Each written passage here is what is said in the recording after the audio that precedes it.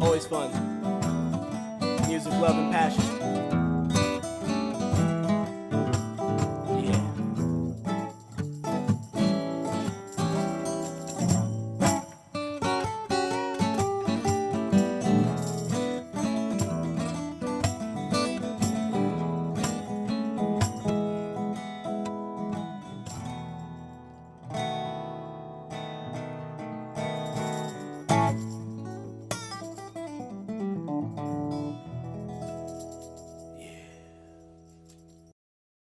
Yeah. Woo, we're here. We're live. All right. Or not live. But Not live. We're with Children of Indigo Somehow here. live. We're alive, yeah. We're alive. We're alive, yeah. We are alive. Alive. We are breathing. Let's get into it. Shit. Tell us the Children of Indigo story. How'd you guys come together? Like who met with who? How did it start? All right. Well, before I guess we get into it, I'm going to do a quick introduction to everyone here.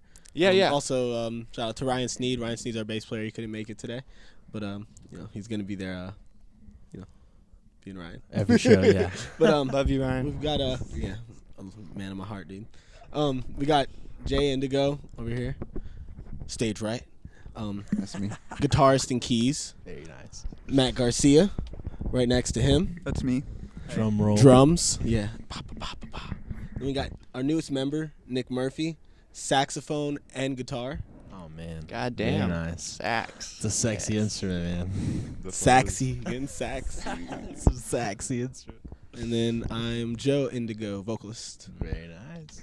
We started this project as, I guess me and Jay met 3 years ago through mutual friends and someone just kind of random chain of events. Like Someone October 2014. Yeah, October 2014. Nice. That is right. Damn. Dates yeah, are got good. that Damn. down. I mean, 'cause, Dates. like literally the first time he came over, we recorded a song, and that was the start of the band, pretty much. Because it's like he came over, or I kind of met him kind of randomly because there's some real estate agent dude came over to my house and was like talking about some stuff, and I wasn't interested, so I started playing music. And he started talking to my friend, and he was like, "I have this friend who does music." And I'm like, he like 3 hours later, he comes back with Joe, and then we record a Make song. the first Children of Indigo song. Yeah, and that's the first Nice. song on our first album, Death of the Ego. Wow. Yeah. And I guess before that, Children of Indigo was just a concept. I come up with the name maybe like a year or two before that, working with a old friend of mine, and we never really got too serious about it. But the concept, I was like, I want to do something where it's live instrumentation, a mix of everything I listen to. I have an eclectic taste, which just so happens to be everyone in the band has the Yes. same eclectic taste. Different, but pretty much where it was mixing the live music, rock, blues, hip hop, funk, and when running into Jay, it was like perfect because he was doing the opposite end of everything that I was doing. I was always like, if I had this other person who filled in these things I don't do, we can make this happen because I could do all things I do. Then bam, it just kind of came together. And I was like, man, if somebody could just sing on this track. What do you know, man? Yeah. It's a match made. And then from there, we started with a few different people playing different instruments originally. The original lineup, different guitarists. We had different bassists. We've went through 2 other guitarists that have left, the drummer that's left. But as far as the current lineup, Ryan Sneed was the next one to get involved. Ryan, like I said, he's not here today, but Ryan, we had a bass player drop out a few years back, and we had been talking to Ryan about playing music, especially Jay had been talking to him about it. And after the bass player left, out of nowhere, Ryan randomly contacted Jay and was like, I'm ready. Well, it wasn't completely random. Yeah. So I feel like because me and Joe did the whole first album, just me and him pretty much. I produced the whole album. Oh, very nice. And I had like other like auxiliary like drummers and bassists and Gotcha. guitarists who kind of did certain things, and I built the songs around those parts, or they added their parts to what I was already making. But the whole first album was just me and him in the studio, and then from that first album, like we had already like a structure. It was like we got an album's worth of songs, but that's when Ryan came and was like, well, he's like it's time. And I'm like, I read the text and I'm like, what do you mean it's time? He's been my friend for a long time, and he's like, well, time for what? And he's like, for us to play music. Oh, very nice. Okay. So That's then, awesome. Yeah, he joined the band, and then we had a bassist that was pretty good. The drummer we had then kind of, things didn't work out, and we had met Matt at a house party that he was throwing, and Joe and I walked up to this super packed house party, and I walk up with my little guitar-lele, Yeah. and Joe and I we don't even go in at first. We just start jamming outside, and I'm like beatboxing, playing guitar, and Joe's like rapping and singing, and we start like a little circle. And then Matt comes up to me. He's like, "Hey man, what's up, man? This is my house. I live here." Yeah, it was kind of weird because then he was like, I live like 5 minutes down the road and I make music all the time. And then I was like, oh, cool, yeah. It was like, just another person. And then like I went to a concert like at the Foundry, which is right in between our houses. It's in Oak Cliff. And he was there and he was like, "Hey man, what's up? I live 5 minutes down the road. I make music. You should come make music." And I was like, all right, this is for real. And went there and I was like, holy shit, he's got all this equipment. That's awesome. And yeah. So you knew Ryan for a long time, like you always jammed with him Well, and yeah, stuff? yeah. Like I met Ryan like I don't know. I guess like it's like 8 years ago, 9 years ago now. They And knew that's they knew Ryan that's for a- a while. like, A when I really met crazy him, thing. Yeah. When I met him, he was actually like playing and singing guitar, and he was like always the best musician out of that group that I was in. He's a killer bassist, Yeah. man. Dude, He's a killer killer bassist. And the funny thing is, I've known Ryan for over a decade. I worked for his uncle at a Subway when I was a teenager, and I mean, I looked up to Ryan because he was playing and singing and back when I was just starting to get in. I was building my studio up at the time, and I had these ideas. Ryan was one of the first people that recorded at my studio, and he was just a kid then, and so I've known him for about a decade. Jay's known him for a decade, and Matt and Ryan high school went with to him. high school together. Wow. We all knew him separately, but didn't know that we all knew each other. Or know each Yeah. other. Yeah. Yeah, we I didn't was know. meeting we up didn't know each Jay other. We all and knew Joe. him, That's but didn't cool. know What each a other. small world. Man. I was meeting up That's Jay and so Joe cool. after I had met them at my house party. Like, for some random thing, I wasn't joining the band yet. And Ryan was there, and he was like, "Hey, we went to high school together." And I was like, holy shit. Wow, yeah, What's we up, did. man? What's going on? And then, like, their drummer couldn't make the next show, or he was really late. And I was like, "Hey, man, you should let me drum." That's sick. The first show y'all played? Is that what you're saying? The Oh first? no, not the first show we Yeah. played, but pretty much right after we had met Matt, things were starting to get rocky with our current drummer, and it was just like like that end of the relationship thing, like we're about to break up, like we're just trying to hold this together right now, Group but goes like it's silent. coming, and then like it was pretty much like the night he came to one of our shows, it was like the last show we had with that drummer, and he had mentioned before the show, because the drummer was like an hour late or something like that, and Matt had mentioned like, hey, if he doesn't show, I'll get on stage and play for you guys right now. That's bad. Dude, I got this, man. Nice, dude. I can play all those parts right now and better. We wound up playing it with So the old drummer who's still on like some of the first album recordings. Still good friend with us actually. Oh, Yeah, we that's still cool. jam Yeah. with them too. Yeah, man. That's nice. Yeah, RJ man. Beats. He's Shout out to some- RJ Beats. You can look him up on Instagram. He's the original drummer for Indigo. Doing his own thing. Yeah, now? he's doing his Yeah, own he's a solid thing. drummer. Just sometimes music moves in different directions, and Oh, people man. figure out where they're going. But That's very true. But after that happened, Matt just was like perfectly bam. Well, I guess this is And how he, you and he belong. plays everything too. So it's like on the second album, there's songs where he's playing bass, guitar, and drums. That's Yeah, awesome. and I think it Wow. was like a year later. We had been playing as a 4-piece for a while. We released a vinyl as a 4-piece, and then it got to a point where, or no, it was this past summer. Yeah, a year Yeah, later. just this past summer. This past summer, we added 2 members from another band that we knew. He used to play bass with them. They were called Memory, and that was the band Nick was in. And we added him and Karan, and I guess Yeah. Nick kind of, Yeah. ended up transitioning into the band. Oh, very nice. Yeah, and so Memory split up, and then I kind of had been to Jay's at one point or two before. Yeah, just jamming. Yeah, and Kron introduced me to him, and then so Kron was like, "Well, I'm gonna join Chilldren of Indigo," and I just showed up to one of the rehearsals and just started playing sax, man. That's awesome, Yeah, 'cause I man. remember telling the guys, I was like, man, what if Nick and Karan joined the band? And they're like, I mean, if it works. Super band. And, So Karan is Karan's no longer playing with us. Okay. He's He moved. Where did he move to exactly? Yeah, man. he works at the What? Himalayan Institute Nice. right now. That's awesome. He's like teaching yoga. Really? Yeah. And music takes a turn, man. Yeah, I think originally we were just talking about adding Quran because we knew Quran better, I guess, at that point. And yeah, Nick just showed up and started like sax soloing over the set, Oh, and we were man. like, "Fuck yeah, dude, sax!" That's awesome. And like, hey, man, you play guitar too. You want to play guitar as well? That's awesome, man. That's a nice element to Yeah. bring to y'all's sound, you know. It's really filled it out. It's Yeah. given it a bigger sound live for sure. That's and awesome. He adds a lot of really creative parts that I don't think any of us would have thought of. You know. That's really cool. Now, is it baritone sax? It's a alto saxophone. Alto sax. Oh man, that's awesome. That's very cool. Yeah, it's Know gonna the be on the difference in that third and shit. fourth album coming up. Baritone's yeah. lower, alto's higher, right? Yeah. Yeah, yeah. I want a bari sax though. Yeah. That's some of those crazy sounds. You get low with them.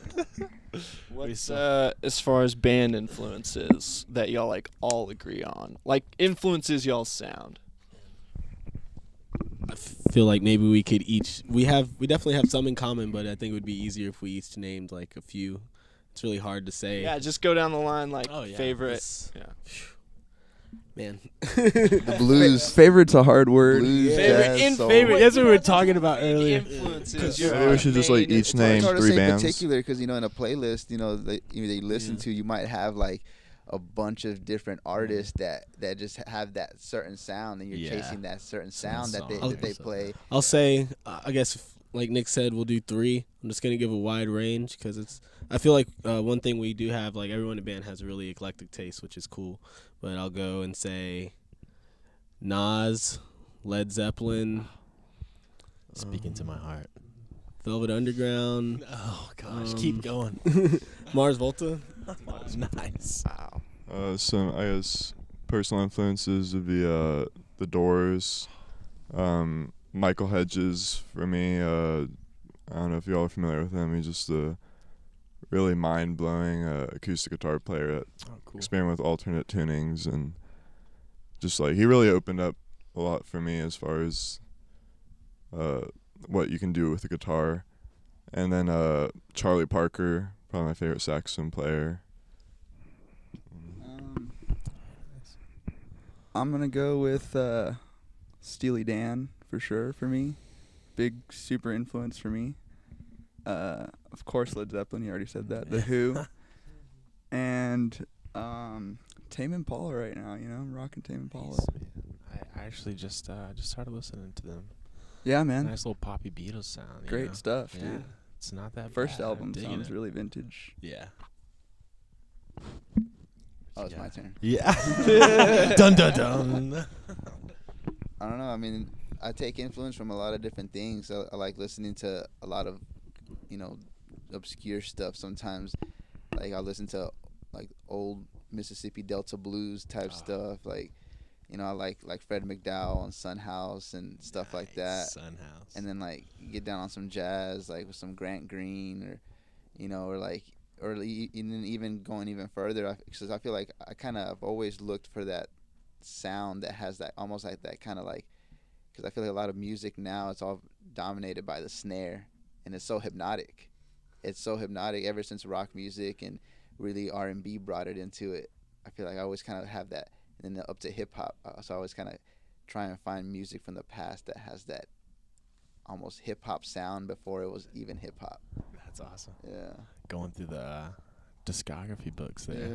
digging through. Jazz to blues to rock to punk to funk to Yeah. hip hop.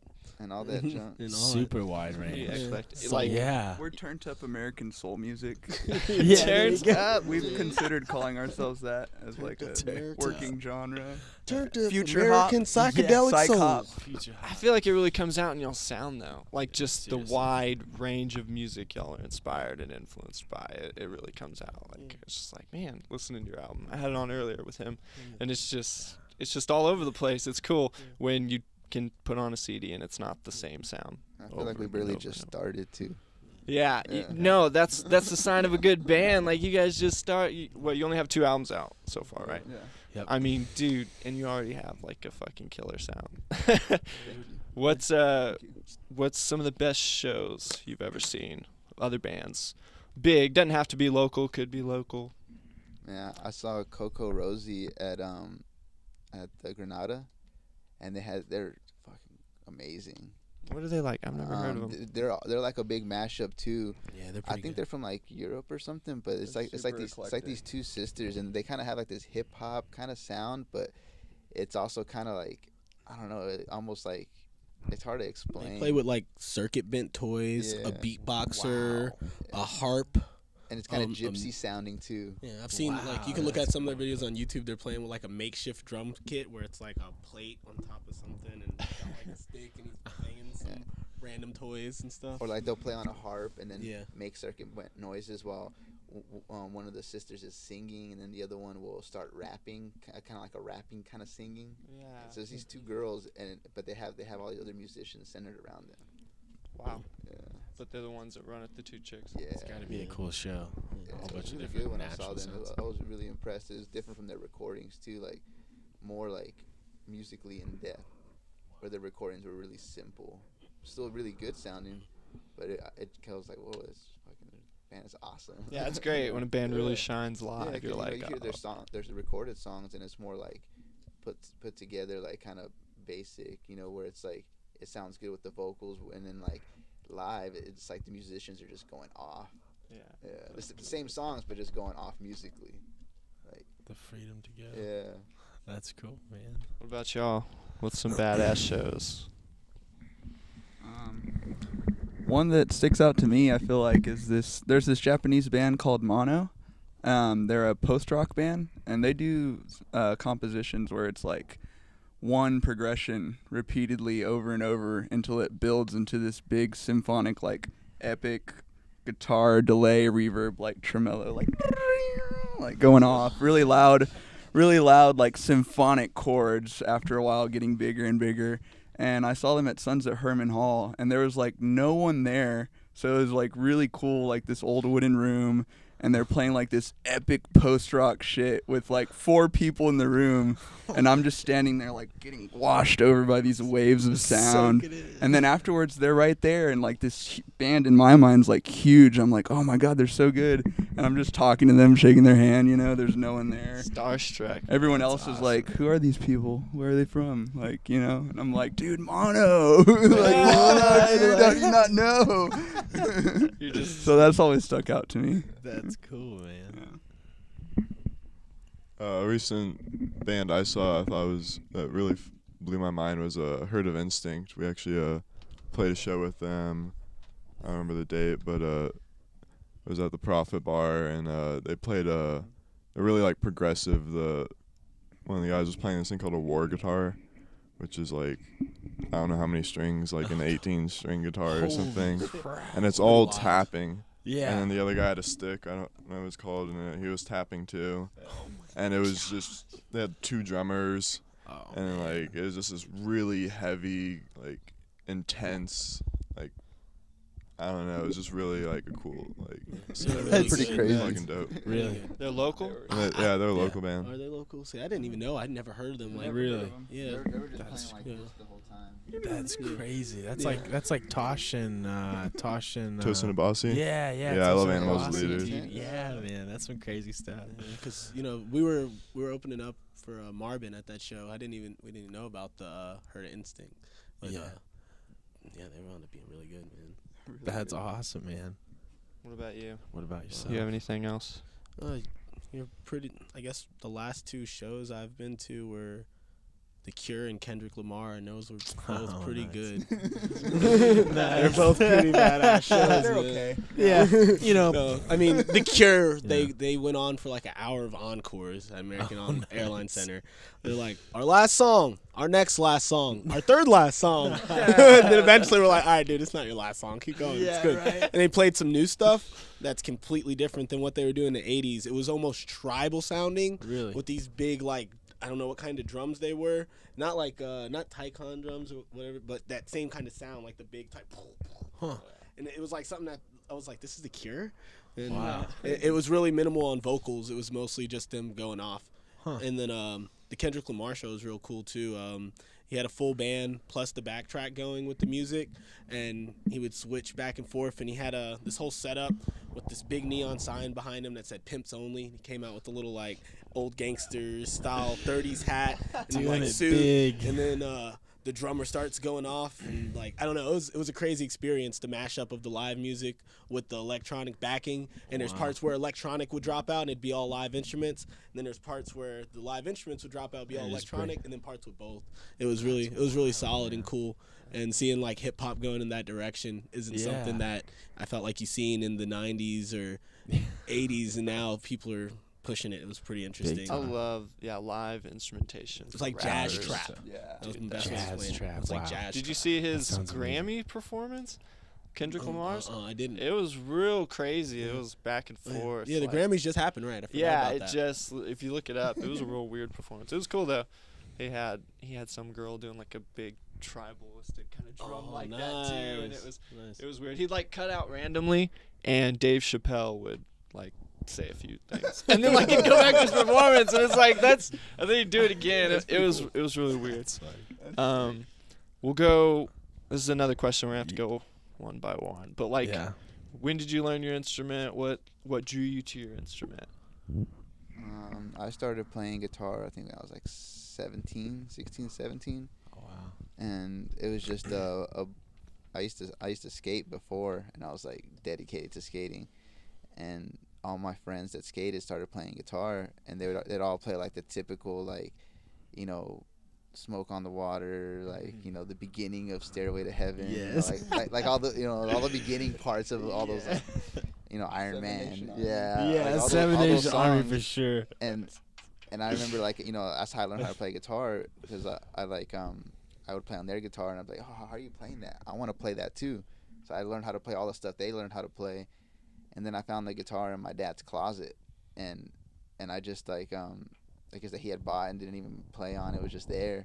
So I started playing on that, and then I kind of got tired of learning how to play covers, and I was like, because I mean I wasn't that good, so I tried to learn a song, and it's like, man, this is kind of hard to learn this whole song when I barely know how to play.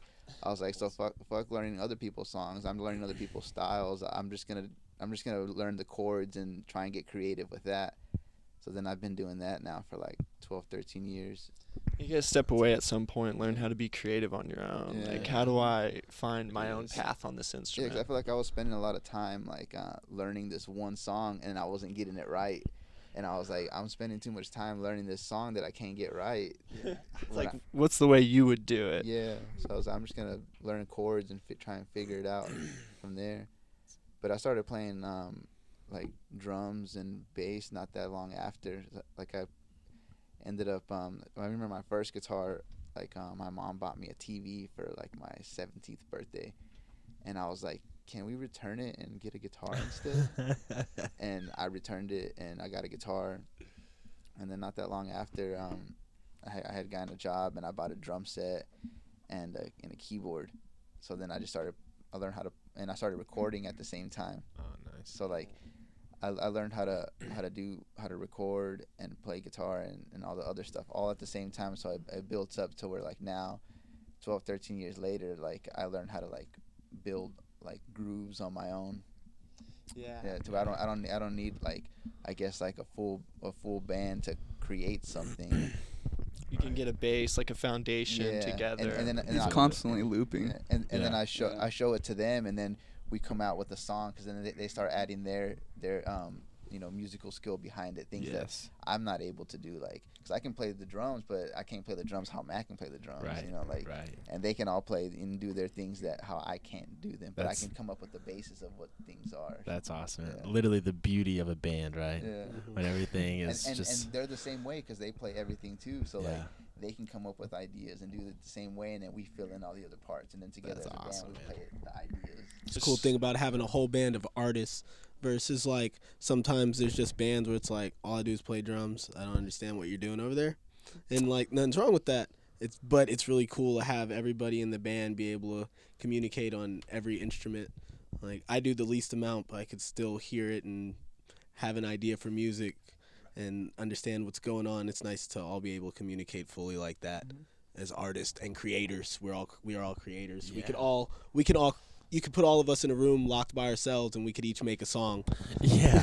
Yeah, you can't limit yourself and think I'm just a drummer, I'm just a guitarist. Yeah. It's like you're an artist, you're a creator. Yeah, Like, most definitely. Always. so how did you? Well, which instrument first? I started on drums. Drums So, first. well, Drums actually, were- like when I was like really young, I took guitar lessons, but that didn't pan out Yeah. at all. Right. I was like, I don't want to do that. I want to like, you know. I was taking really long road trips like every year when I was in middle school, every summer with my family. And I had just bought this CD, Bowling for Soup. They're actually from DFW. They're this like, Yes. punk, Yes. you guys remember Bowling for Soup? Yeah. Denton, Pop right? punk band or Denton band. Denton, yeah. And I was super into them, and I thought that I was listening to them on the road trip with my little CD like player, and I just thought that their drummer was like God's gift to drumming, because I didn't know anything about music at the time. You know, I was just like, dude, this is so good. And like literally after 1 year, one summer, I was like, Dad, please let me drum. Like, give me a drum set. He got me this little electronic pad. Started taking lessons, and yeah, I've been drumming for 15 years now, but it's been on and off, so like it hasn't been consistent, like constantly drumming. I couldn't drum when I was in college because I couldn't have my drum set in the dorm, and it's like I had this battle with it the whole time. And a guitar was always around me, so like there was always one in my house or something, so I could always noodle on it, but I really didn't get serious about it. Definitely bring that into a dorm. Yeah, right. Guitar Yeah. versus drums. Yeah, Drums, for some exactly. reason, Lucky. just yeah. Right. No volume knob. Yeah. Like, he can Right. watch TV and play his instrument. Yeah, exactly. Yeah, exactly. So when I was doing that, that's when I started picking up guitar. I guess that was like 5 or 6 years ago. So I've been playing more seriously on like string instruments in the past 5 or so Nice, dude. years. Very nice. That's pretty much it. Very nice. Another multi-instrumentalist. What was the first instrument for yourself? So I started playing piano when I was 6. Nice. So I was just realizing I don't really remember not knowing how to play an instrument. Like, I guess. That's super cool, man. That's super cool, dude. And so yeah, I played piano for a while, and then taking lessons, and I started to get into rock music. So I started learning rock arrangements on piano, but it just didn't, have that like Rawness. overdrive Yeah. and loud drums. So my parents got me a guitar, I think when I was like 10. So then when you learn like piano first and then you pick up guitar, you just pick it up super quick. So I just was like playing for like hours, just like constantly. That's awesome. Did you learn theory? Or Yeah, no? I learned a lot of theory. Yeah. My parents helped me out a lot. They like got me like the best guitar teachers and Dude, nice. just like exploded the knowledge in my brain. And then, That's good, man. and then I also picked up saxophone in middle school, and I didn't really like the whole band thing because like I wanted to play jazz and it wasn't really like the best place for that, so I kind of put it away, and I actually didn't really get back into it. I think I probably picked up my saxophone about a year ago, maybe a little bit longer, when I joined Memory, and that's when I started really exploring what I could do with that instrument. How long of a break was that from sax? Super long. Probably about like a 4-year break. Wow. Yeah. Man. I don't think I could do that. By accident, like leave my guitar. Like, oh, dude. I bet you'd have such a different outlook coming back into your instrument, You Yeah, have like a different definitely. mindset, You almost like relearn, Mhm. unlearn to relearn, if that makes sense.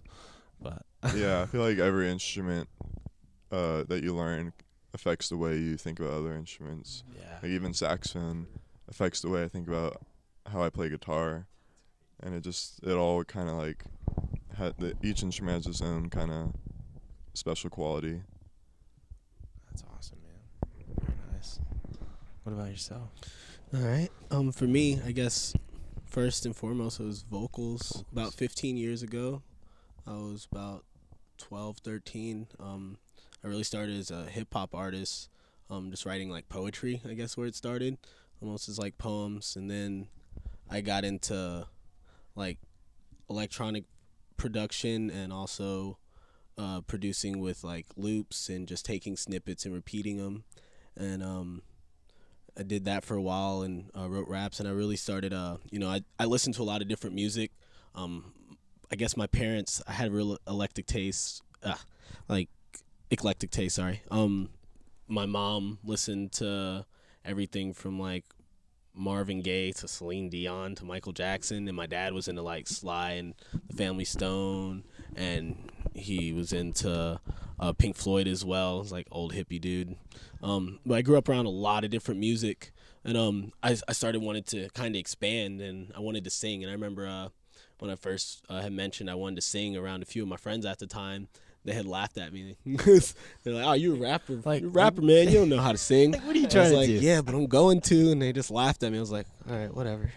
So that kind of actually stopped me a little bit for a while. I was kind of discouraged, but I wound up actually just kind of looking into it on YouTube, like how do I sing better, learning exercise, how to sing properly without being so throaty, little things like that. And then around the same time, I was also like, I want to get into a little bit of music understanding, so I started, diddling with little things that I had here and there, kind of understanding. But really overall, I haven't been playing guitar, drums, bass, or any instrument for more than like 3-4 years, kind of fiddling, and never something seriously. I mean, mostly everything's put into my vocal. That's my awesome. instrument. Mostly playing on other people's instruments, Yeah. but you picked up enough to where you can groove on every instrument just by jamming, like on whatever's there. Yeah. By feel and basic understanding, I mean, you can say, well, we're playing in A minor. Yeah. Cool. I Feel can it do out. that. Yeah, feel it out. not the best, but Yeah. I definitely, I guess being a vocalist has helped me a lot with understanding the rhythm and the groove and time. And I feel like I've been around musicians who are technically so much more talented than me and can play some incredible shit. I'm like, damn, dude, badass. But then when it comes to jamming, I'm like, hold up, you can't do this? I can, because I have that. The cadence is there, the feel is there, my rhythm is there from vocal melodies so often. So I know how to keep that. That's awesome, man. So it's fun. It's hard to teach feel. Yeah. I guess just to speak for Ryan real quick, since he's not here. Yeah, Ryan's an man, incredible please. musician. Yeah, for real. I think he's been playing guitar for about 15 years, if not more. He is mostly, I guess he mostly started like doing covers and folk, and he's just he has really witty lyrics, great folk writer. He was singing and singer-songwriter type musician for a really long time. When I knew him in high school, he was constantly playing in the halls. And I think he mostly stuck to that. It only really is like in the past, I don't know, like 8 or so years that think he's gotten more into like playing like rock, and I think he like transitioned into the bass primarily because of Children of Indigo. I've been trying to get him to rock out for a Because- while too. Because he's a guitarist, like, Yeah. and he's an incredible guitarist, He's a and he has a guitarist, strong, he has a really strong He voice. probably has like the prettiest voice out of all of us. Yeah, There was a joke like around a while back when he was first joining, where we were like, man, he's better at every instrument than anybody in the band. He's a better singer than me. He's a better guitarist than you. He's just better than Where does he everyone. go? Now it's a little different. With Matt and Nick being in the band and everyone's just, I feel like, leveled up. It's like a video game. Like looking at the Jay that I met like 3 years ago, back in 2014. Oh shit, it's going on more now. It's 4 years now. Going on it. Be 4 years this year.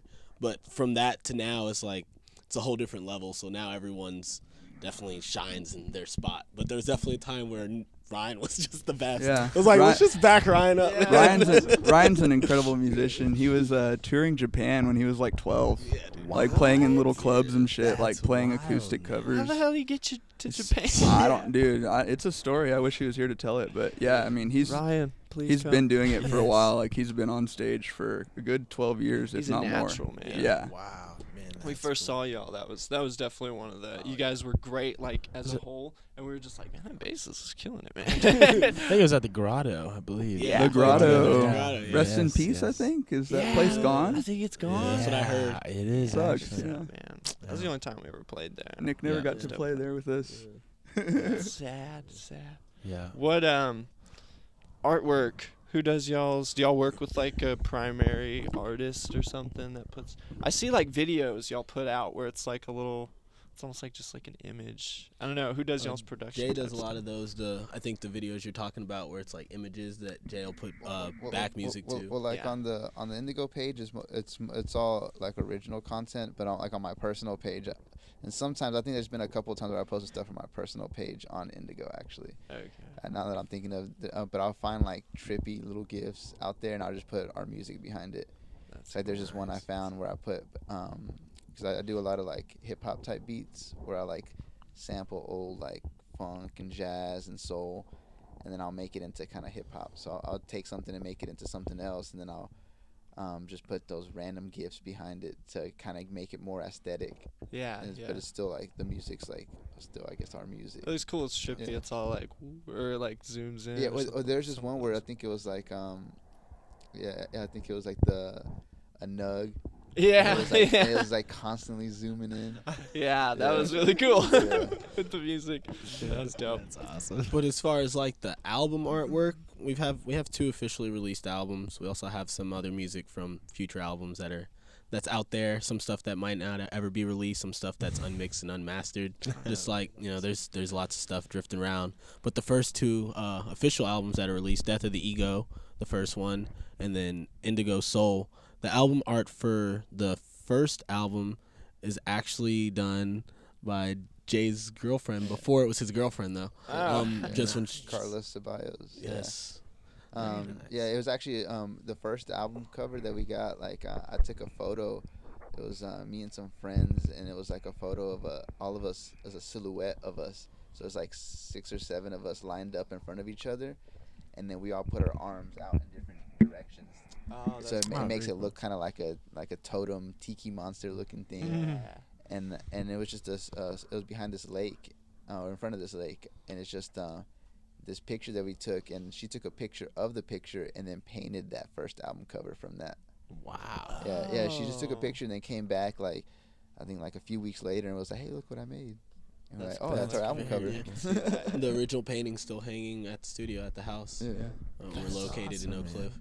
That's super cool. And then the second album is actually just a photo, Right. and the work done on it. The photo and all the editing's done by Greg Bloomberg. Bloomberg. Shout out to he's- Greg yeah. Bloomberg. He's a really great photographer, located out in like East Dallas, Deep Ellum area. Very cool. He does photography for weddings, events, and he's done some photography for us. Really Man, really that's cool, great photographer. Also his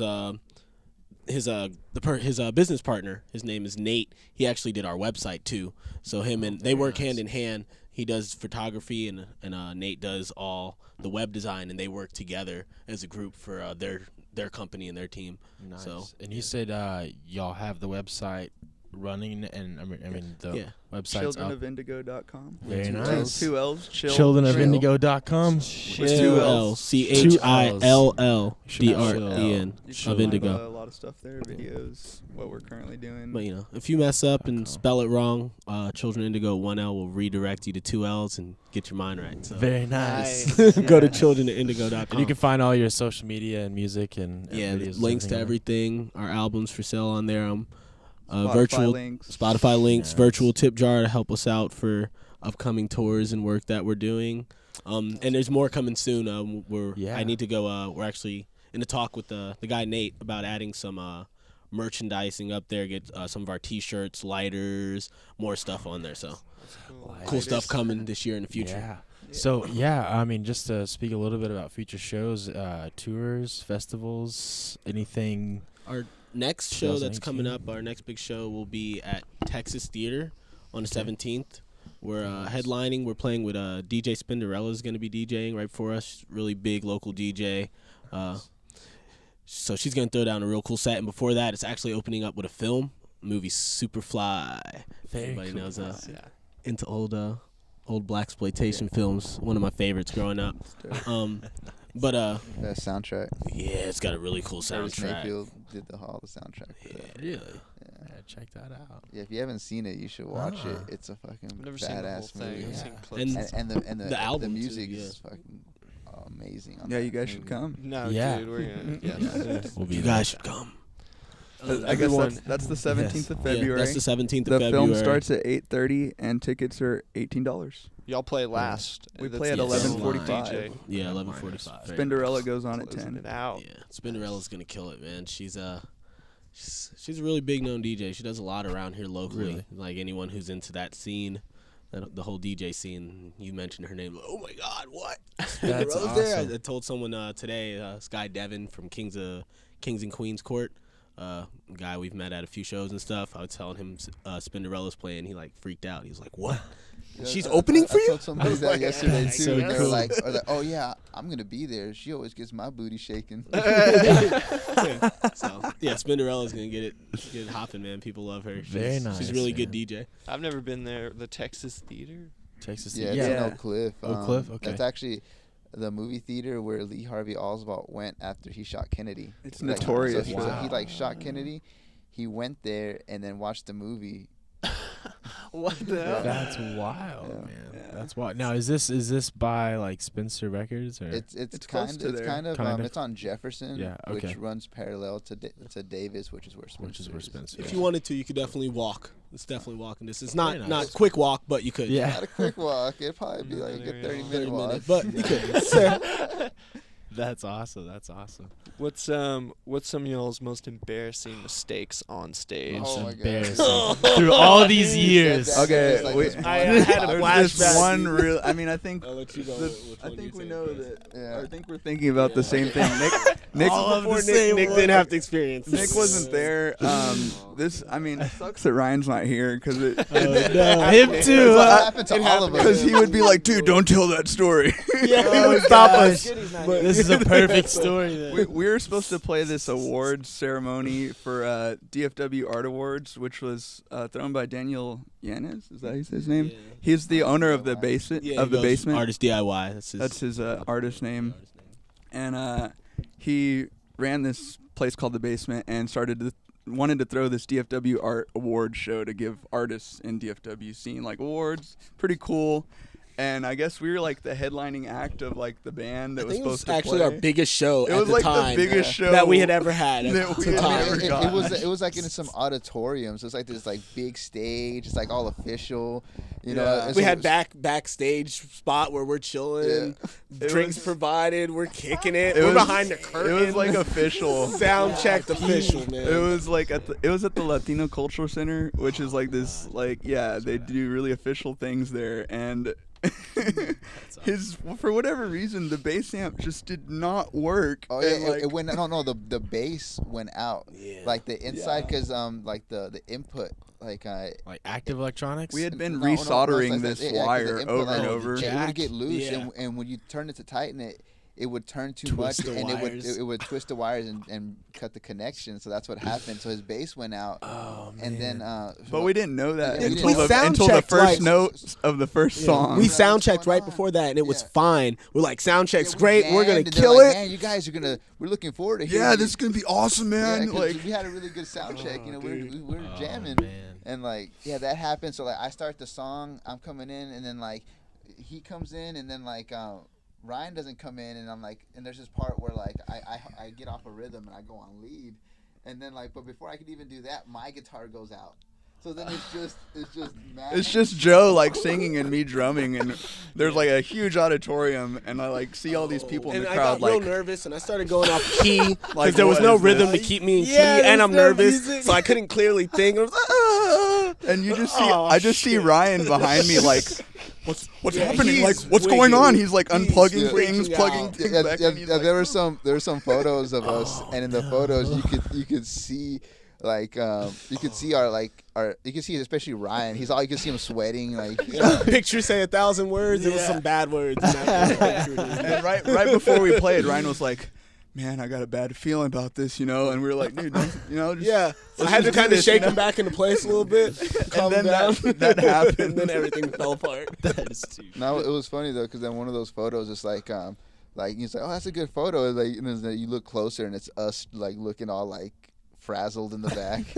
Everyone's looking at each other like, what's going on? and Joe's just out there like, yeah. Of course, you know, I was trying drummer. to play it off. I was Yeah, like, I dude, got you gotta to keep I got to playing. look cool. We just Look had to cool. keep It's a going. show. It's a Like I show. was like, all right, man, everything's falling apart. I'm the only thing going. Drum Just solo, gotta keep dude. this Just beat start going, doing man. Because if we get off tempo now, You just gotta keep going. God, the show must go on. Yeah, Did y'all recover and like finish strong? Well, the No. bass never came back. The bass on. never was came gone, back and on. his guitar was cutting in and out, and so it completely fell apart, and we cut it short. Oh Worst, man. definitely by far the that was worst. the worst show we've ever I've played. ever had on stage in my life. And then we were like in a room full of like artists there, like trying to see if Oh, they were no. like the artist of the year. Yeah. And so these people are known really good artists, like impressive muralists of the year, A like lot of bougie UFW. people were there, like dressed after really People who nice. you want to Oh, impress, no. who have connections, Yeah, who are man. now like, yeah, those guys shouldn't suck, dude. They were terrible.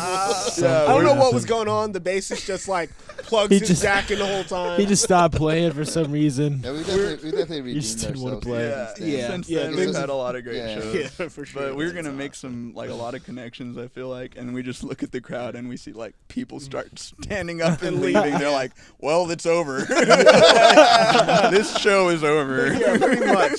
Yeah, I was really sad. A few people clapped. I don't know if they just felt bad. For I just us. kind of Good job, I had man. to laugh it off. Yeah, right. you gotta shake those Yeah. off. Sometimes you Yeah. do, man. Definitely had I that. just left. I just got in my car and left. Like, all right, bye. Oh my Nothing, gosh. anything. That's a good one. That's a really That good was, one. and it's all like That's a the good bad y'all all one. chose the same one. Yeah, that was so embarrassing. We actually haven't had Yeah, like a whole right. lot of really super bad ones. I feel like That, beside that, that one was, I think that's the only one I can really think of. Yeah. Besides any, like minor fuck ups, you know, Shit oh, you happens, missed that, man. missed that ride, missed that crash, you Yeah. missed, Yeah. missed that. Yeah. Oh, I played the wrong note. But You keep moving on from usually that. that Always. blends in. You know, if Yes. everyone else. That is, one you really couldn't move on. It was just yeah, like, dude, the whole dead set fell silent. apart. Anyone who's seen it was like, I don't know. I don't know about that band. Right, Ryan. Yeah, yeah, I know. Sorry, Ryan. I know. Story has Don't been worry. told. It hasn't been told yet. It's like, nah, man.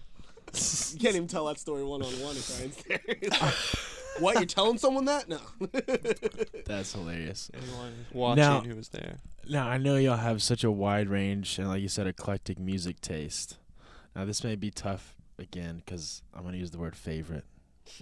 I'm so sorry, but favorite genre Ooh, yeah. That's a really hard one. or really like decade. Decade is really like decade genre. Decade. Genre Se- decade. 70s era. jazz funk. 70s Nice. jazz. Because funk, I feel like nice. 70s jazz funk encompasses so much, and so much of it even sounds very modern. Yeah. You can find, especially since I sample and make a lot of hip hop beats, and I'm always digging for like those obscure sounds. Like I'll find like old 70s jazz funk that snippets of it already sound like a hip hop beat. You know, it already sounds like someone who can just rap on it. But then there's others, jazz funk from the 70s that it's just like it goes in a different direction or something. And then not only that, jazz funk is worldwide. So there's, especially from the 70s, there's like Soviet stuff from jazz Soviet jazz. You got Russian jazz funk. Wow. You got Polish, Turkish. You got jazz from That's awesome. every country you can think of. They have jazz funk Jazz funk. from the 70s. in their That's own badass. in their own way. Yeah. In their Yeah. own sound. That's pretty cool. That Soviet jazz funk is killing it, Yeah. man. Those Russians Soviet were on it. jazz. Really. They were not messing around. They're like, we're building rockets and we're playing jazz. I gotta hear some of this. I gotta hear this. There's a cool band from Texas. It's like a 3-piece. I've shown you them. It's like Kruang Band or something. Have you ever heard it? They're inspired by 60s Thai funk music. It's really cool. I'll show Oh, you I remember afterwards. you showing me the Thai music. Yeah, the you'd probably 60s dig 'em. Thai Hell music. yeah. Thai funk. Yeah. I've never really heard any Thai, Thai funk. funk. And it's weird. You hear their music, you're like, yeah, it sounds like foreign. Sounds cool though. Yeah. That's cool. I guess if I had to, I have to do two because it's a tie for me between like Woodstock era classic rock, not meaning people who were at Woodstock, but that era, Doors and everyone included who weren't at Woodstock, and then also 90s hip hop. Those are those are your tie for me. They've probably influenced me the most. Who's your favorite So- 90s hip hop artist? There it is, favorite again. Man, One of. most influential is Eminem, Nice. Eminem and He's a Nas. great definitely lyricist, my man. two Jeez. most The dude is a influentials. mastermind. He's a Eminem and mastermind. Nas, man. That's Hands down. awesome. It's hard to tie between those two though, That's awesome. and then I could really go into so many more. So really, it's really Slim Shady in the 90s, right? Andre's 3000 Yeah. also is a very underrated. He's actually one of my favorites, biggest influences. It's very good. as far as Yeah. 90s hip hop. Yeah, I watched that Jimi Uh, Hendrix. documentary biography movie with him, Jimi Hendrix. Man, it's so good. Such a great actor, but also a great voice. Yeah. What's y'all's favorite venue you've ever played or to play? I think Three Links is probably like my favorite in Deep Ellum. Three Links is That's dope. cool. Yeah, they got good sound and their sound guy's always on point. I really like Deep Ellum Art Company. We just Yeah, I played was there for about the to say first that time the too, other day. like, And Yeah. they're a new place, and we played there for the first time, and they got a good stage. It's big inside and it's big outside, and their sound guy. I noticed with the other bands, and even with on our set, he throws in effects on the vocals, and Oh, cool. I was there for another show some other time, and that sound guy was throwing like dub effects on this reggae band on the drummer, so like he was dubbing out the snare and like and certain elements of the drums, and he was doing such a good job of it. I was like, man, I never really heard sound guys do that at That's some venues. skill, man. Yeah. Yeah. That's awesome. I went up and asked the drummer. I was like, "Hey man, that was cool how you did that." And he was so confused. He was like, "What are you talking about?" He can't even hear it. He's like, what? He was like, "I didn't." He had headphones on the whole time, and he's like, "I didn't add any effects." Like, oh shit! what effects you're talking about, Definitely man. the sound guy then. because he wound up doing it for our set. Like I got closer to the front of stage at one point. And I could hear it coming back because it wasn't really coming back in our monitors, so you couldn't really hear it as much on stage. But I got close to the edge and I could hear what was coming out. And he had delay on my vocals, echo, going on time with the beat. So he's sitting there doing that live. I was like, that's pretty cool. I mean, you're actually sitting there finding the right delay, getting my voice sounding good, and then putting it on time, and it's just going. It's like jamming with this. Yeah, almost. yeah. Right. We played Tomcats forever ago, and that was a really cool sound guy. He did the same type Same of type of thing, stuff. yeah. It's like, man, Sound guys like that It are makes the the best, difference. It really does. does. Yeah. if same you with can Gas Mark. get someone that does your shows with you, that he just knows that too. Yeah, It's the Then sound guy. when they know your everywhere. music, it's gonna help too. that's true. What else we got here? How do you guys? You said earlier, you bring ideas. Is that how it usually works when you guys write your music? Is it just whoever has the best ideas? Anyone can come up. Or really, it's just stuff just kind of comes out of nowhere sometimes. I feel like it started, with Joe and I, and since Joe and I live together, we spend the most time together. So like really like a lot of the stuff that we've come up with, it's just been while me and him were hanging out. But more recently for these I would say like the fourth and fifth like album compilations that we have so far that we're working on, Nick and Matt and even Ryan, they put in a lot of ideas into it too, and it's just what comes out. And Yeah, keep in mind, like, Nick's, you haven't even been in the band for a year yet. Like, I don't know how long, like 6 months probably. yeah. So. And Matt, you're, like, passing a year, just getting past a year, like, this past, I think I'm at 2 years. you're at 2 years now? Yeah. So coming up on 2, and same with Ryan. Wow. And so there was, like, a good year to a year and a half where it was just me and Jay, or with the other musicians who we mentioned earlier.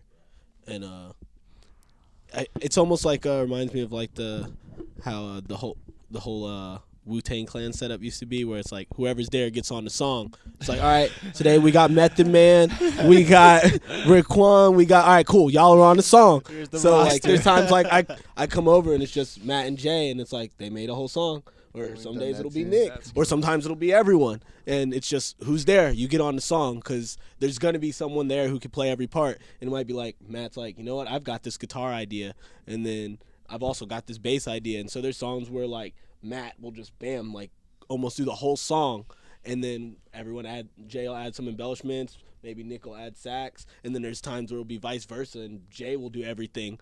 And so it's pretty cool kind of switch up like Yeah, that. I think as like time progresses and we're getting to know each other more and spending more time together, we're actually able to like create, because sometimes it takes us sitting around for an hour or 2 or 3 just shooting the shit, and then doodling on some ideas, and then be like, oh, that right there, let's put that down. Like we're hanging out the other night, and we were chilling for like 2 or 3 hours, and I just started. Oh, Nick is actually playing guitar, and I was like, hey, I have a progression that's like that but reversed.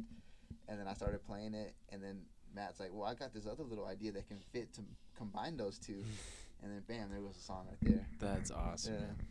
That's awesome. Y'all ever overshoot and then whittle down, like you say you write like 20 tracks and then you try to pick your best 12 for the album? Having the studio in Jay's house is just like, okay, we can make music at any point. So Jay's, when he gets inspired, he'll make something, and anytime we're there, like Joe said, we'll make something.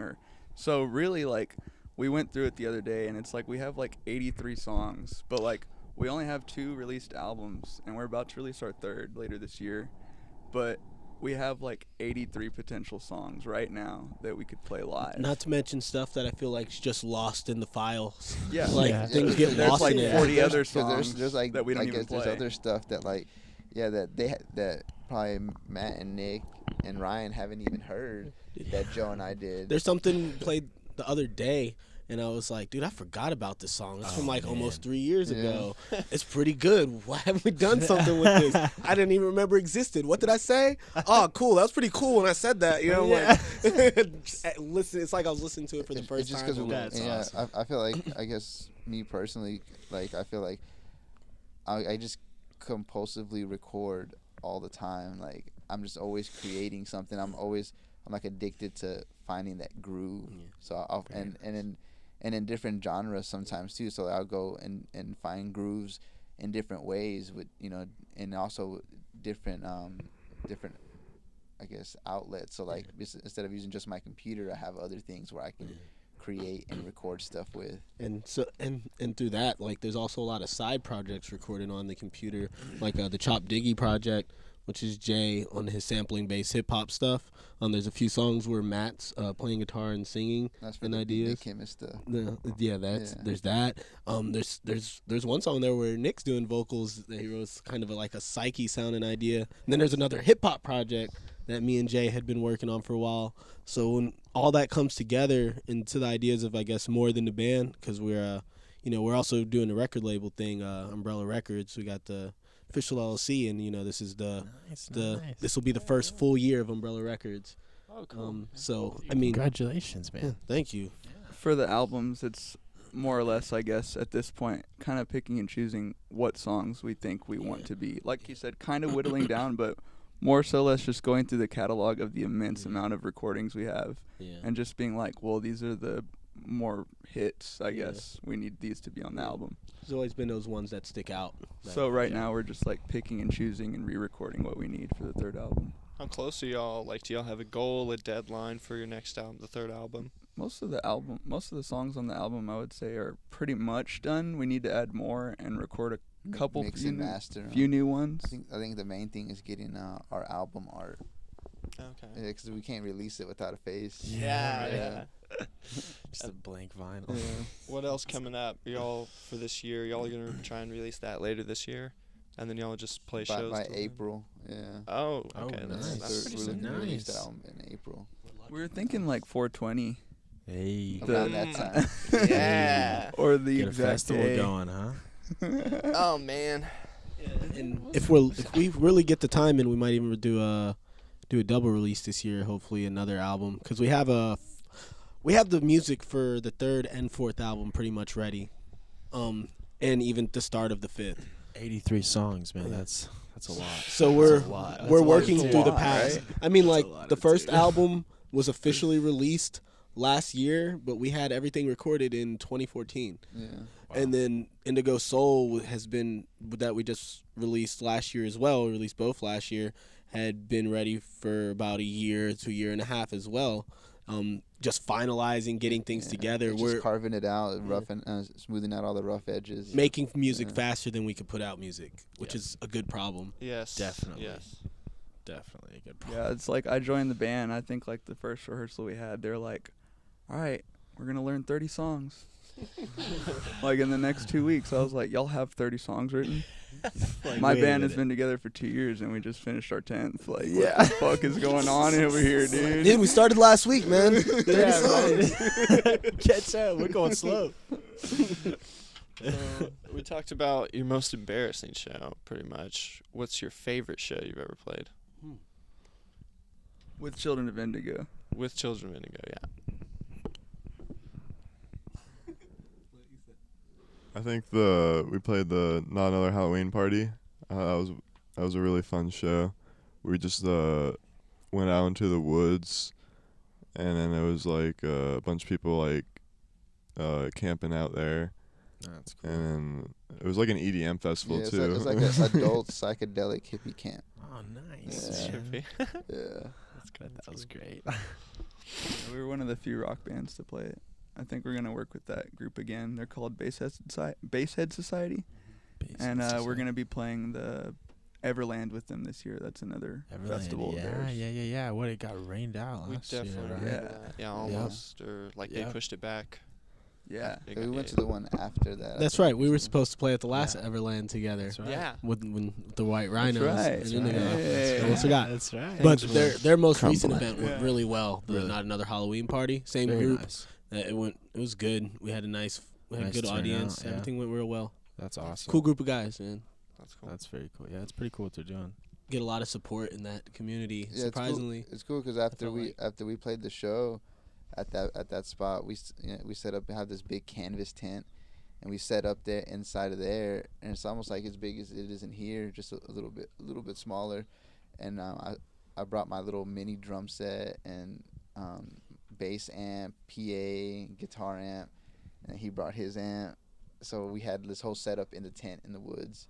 Nice. And all running with a generator, and we had like all these trippy lights Nice. inside. That's And, awesome. and I had like a blow up love seat in there too, with the table. So it was like we were like in our living room almost. Yeah, That's badass. Yeah, the camp almost becomes like almost like a art project because Yeah. people are looking at it. We had like you said, the projector going on the back, Oh, yeah, so you with see some trippy there's, like like, gifts going gifts on. going- Wow. and then You we can see had it on the outside too. buddy DJ Ozone. Shout out to DJ Ozone. He was DJing in between, and we'd play, and it's cool. It's like bringing the whole idea of what you're doing to a location instead of it just being that show. It's like here's what we do. This is our whole. Yeah, it's pretty fun. Yeah. That's awesome, man. That's cool. It's very cool. You got anything?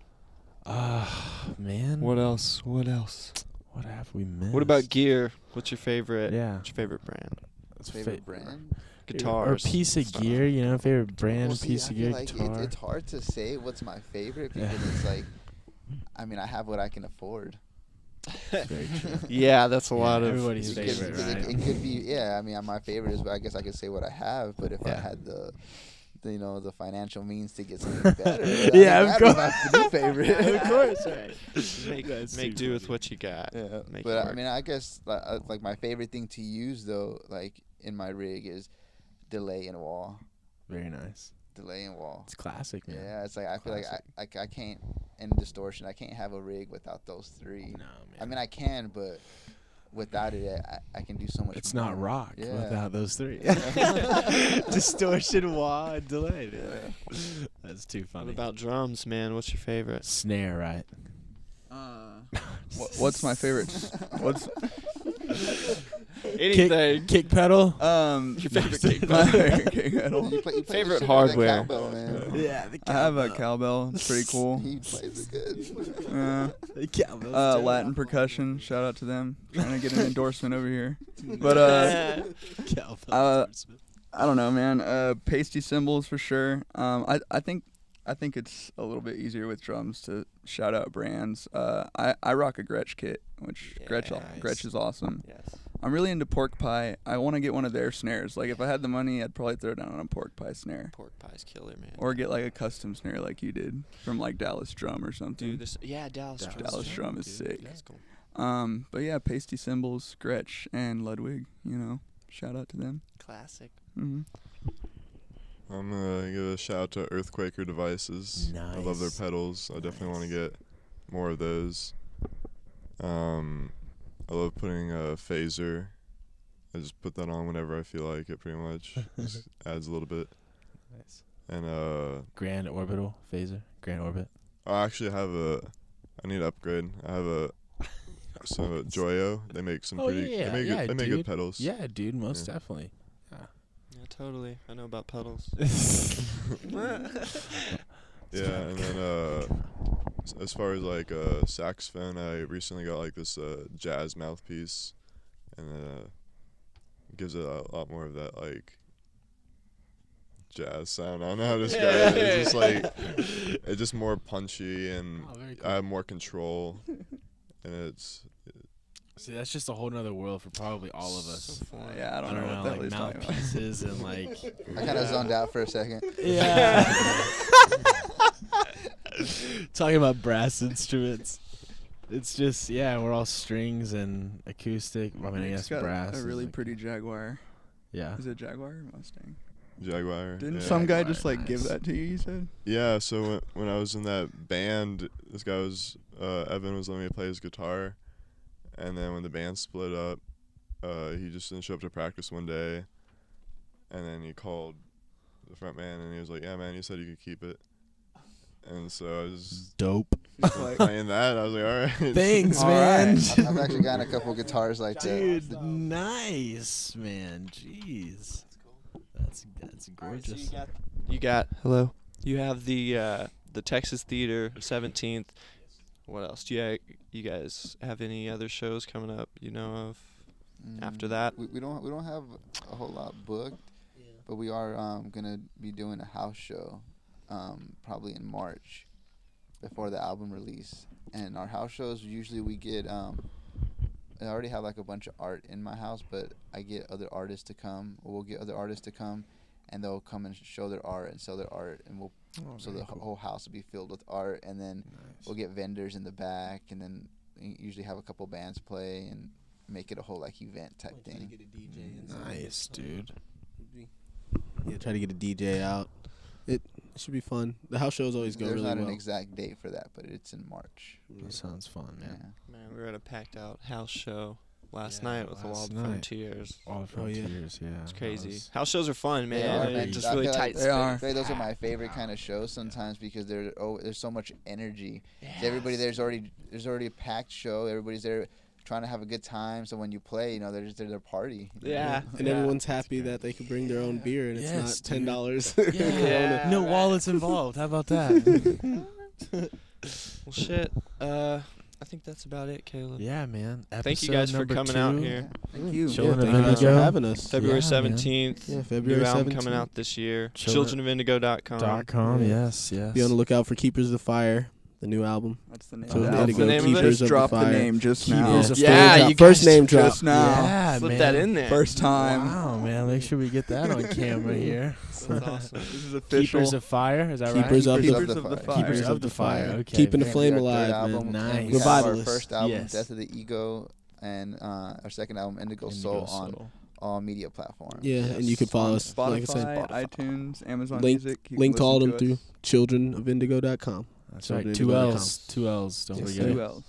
Thank you Episode guys 2, yep. again Thank for you coming guys. out. Yeah, this was thank you guys. awesome. Retro Lab Records. Signing off. off.